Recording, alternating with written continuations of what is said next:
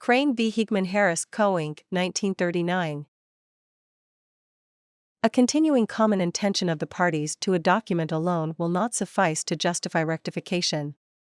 For rectification to be appropriate, there must be convincing proof that the concluded instrument does not represent the common intention of the parties.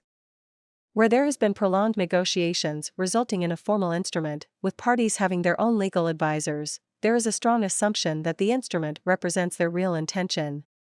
Simonds J said, "Before I consider the facts and come to a conclusion whether the defendants are right in their contention, it is necessary to say a few words upon the principles which must guide me in this matter.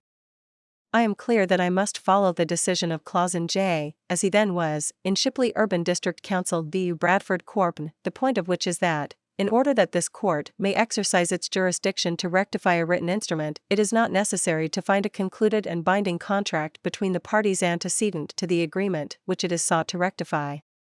The judge held, and I respectfully concur with his reasoning and his conclusion, that it is sufficient to find a common continuing intention in regard to a particular provision or aspect of the agreement.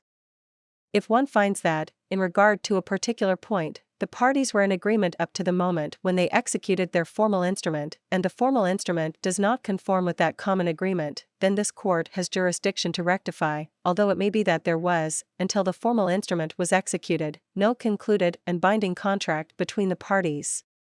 That is what the judge decided, and, as I say, with his reasoning I wholly concur, and I can add nothing to his authority in the matter, except that I would say that, if it were not so, it would be a strange thing, for the result would be that two parties binding themselves by mistake to which each had equally contributed, by an instrument which did not express their real intention, would yet be bound by it. That is a state of affairs which I hold is not the law, and, until a higher court tells me that it is the law, I shall continue to exercise the jurisdiction which Clauson J, as I think rightly, held might be entertained by this court. Secondly, I want to say this upon the principle of the jurisdiction. It is a jurisdiction which is to be exercised only upon convincing proof that the concluded instrument does not represent the common intention of the parties.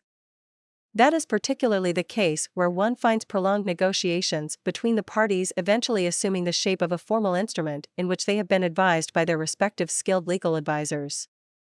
The assumption is very strong in such a case that the instrument does represent their real intention, and it must be only upon proof which Lord Eldon, I think, in a somewhat picturesque phrase described as irrefragable, that the court can act.